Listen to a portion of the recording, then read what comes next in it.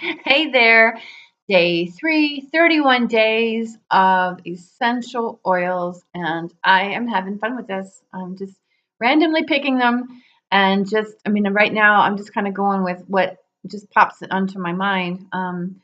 This one in particular today, Balsam Peru, is one of my more favorite ones. I totally dig the smell.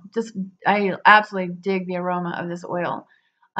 It's not a very popular one, meaning that you don't hear about it as frequently. But I chose it today for a number of reasons. Before I go any further, if this is your first time here, check out the other ones. They don't necessarily follow an order here. It's just information about different oils, a single oil every single day. My name is Tammy. I'm your host and your mentor along this journey. So please ask questions, share, invite people to check it out, because my mission is to inspire the world to include oils in their daily lives. That's my mission. Why? Because those are our answer. That's our body's answer, rather, to surviving this toxic climate. And if we really want to see peace in the world, then we're going to have to restore peace to our bodies. And our bodies are, although in balance for what balance means to the body, they're unstable. And we're seeing that being rippled out into the world. Everything, it just appears to be unstable. Everybody's on edge, right? And so by including oils every single day into our lives, not as needed, but as required. It's kind of a funny way to say it, because you can sometimes swap out necessary and required, right? But I feel like they're required. I think that if we actually want to uplift our lives, have a healthier experience, or experience wellness, at a level that we deserve, we've got to find a different way. And our current methods aren't working. They're keeping us stuck. They're keeping us unstable. And so this to include oils in your day, whether you're using medications or not, is crucial, especially if you're using medications, because they actually help round out the benefits of your medications. And if you're not, then you have a little bit more liberty as to what you can use and how often you can use it. But if you're using medications, there's some cautions that you want to throw out there. You want to be aware of. And as we go through this journey, any oils that come up that I don't, that won't work with other with medications, you will get that warning. And also, I am doing a follow-up post on Synergessence.com, 31 days of essential oils over there, that you can read more about my thoughts on the oils that didn't come out while I was talking, because it's just a different stream of thought. So on that note, Balsam Peru, first and foremost, is exceptionally grounding. If you have a child that is living with ADHD or autism, or is just naturally excitable, or potentially even anxious, using a little bit of Balsam Peru with them would make a big difference. Really just kind of help ground them. And believe it or not, all you would need to do is put a little bit of carrier oil, maybe like olive oil or something, coconut oil, whatever you got around, between a couple of toes. Maybe even I always tell people the first and the second toe. Just put it on each foot, put a little carrier oil in between each of those two toes, and then add a drop of the essential oil to that. That way it's diluted. And the reason I'm saying that is because Balsam Peru is known to be, they refer to it as being an allergen. I don't see it as an allergen. I'll explain here in a minute why. But it can irritate the skin. There's skin irritation is potential with that. So just putting a little bit of carrier oil first protects the skin, and then the oil it pulls the essential oil into the skin tissue, and it just keeps it protected. It just provides a shield as it dilutes it, as it passes through the skin. Now, the reason for the feet, number one, because we're looking to be grounded. Number two, it's because that's a very absorbable part of the body. not the bottom of the foot, but between the toes. The webbing between the toes, like the webbing between the fingers, is as absorbent as sublingually, and meaning under the tongue. However, we don't want to put these things in our mouth. If you're not familiar with me, do not recommend ingesting oils. I'll just say it here right now.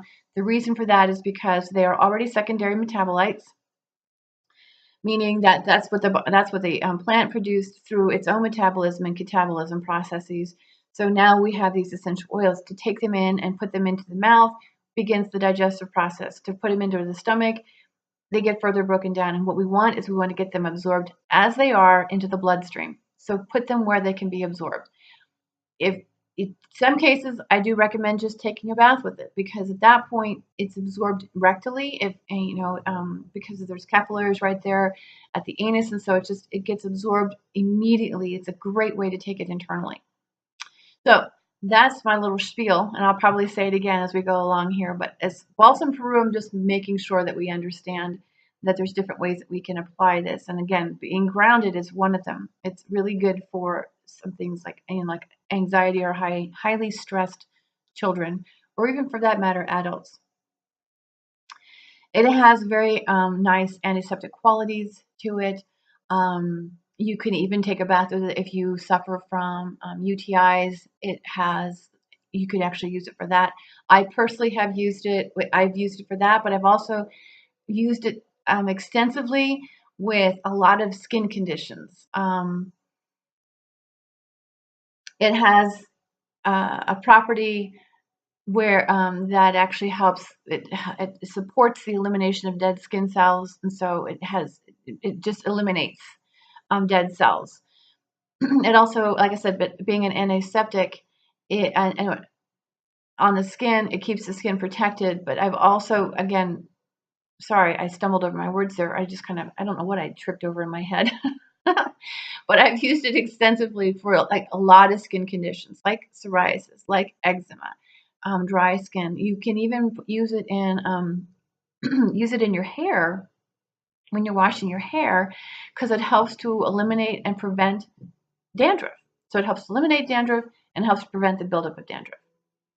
So that's another reason to use it. But again, for the skin, I have serious wounds. I mean, seriously, hard to heal wounds respond very well to Balsam Peru. I'm talking about serious to the point where we were dealing with some venous ulcerations where the varicosity had thinned out the walls so much of the blood vessels that was bleeding into the skin. And of course, it was the enzymes that were being produced for that created ulcers. And so the skin tissue just literally opened up. And so Balsam Peru was my first step, and including that in a couple of other oils. But I really, because again, the antiseptic qualities, it protected this person or these people that I worked with from developing sepsis, and it also supported the closure of the skin tissue. I'm trying to think of anything else. It does help relieve stress, as I mentioned. You could actually use it, pardon me, for dental health, again, for the antiseptic. I mean, I really emphasize this one for antiseptic qualities. It's not talked about enough. Like I said, Balsam Peru is not a very popular oil, so we're not looking at it from that regard, but they've been able to determine that a number of bacteria are very responsive to this oil, meaning they're not immune to it. They're not resistant, they're responsive to it. And again, so in the mouth, we're not really trying to eliminate all bacteria. We're trying to help regulate bacteria. And that comes into play with, like we talked about the last couple of days, of really helping to support the digestive system, which Balsam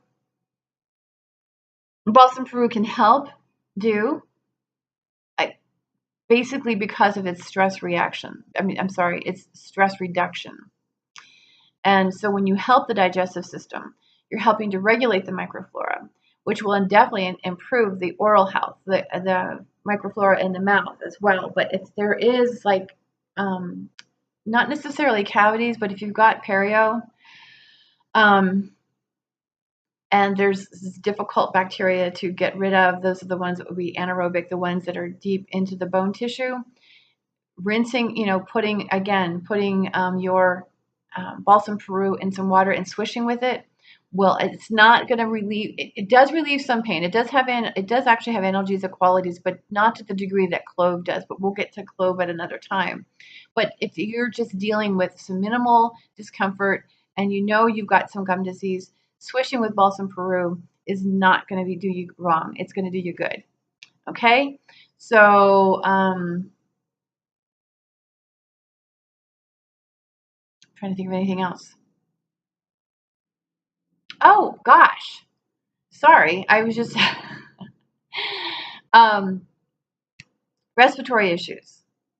Yeah, that was the other one because um, respiratory issues in the sense that come more from high blood pressure, meaning like coughs. Okay, I mean if you do have an infection, an upper respiratory infection, and you've got a productive cough, you can use it for that too.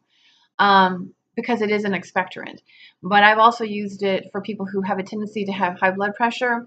And when you have high blood pressure, the angiotensin II hormone can lead to kind of like a spasmodic cough.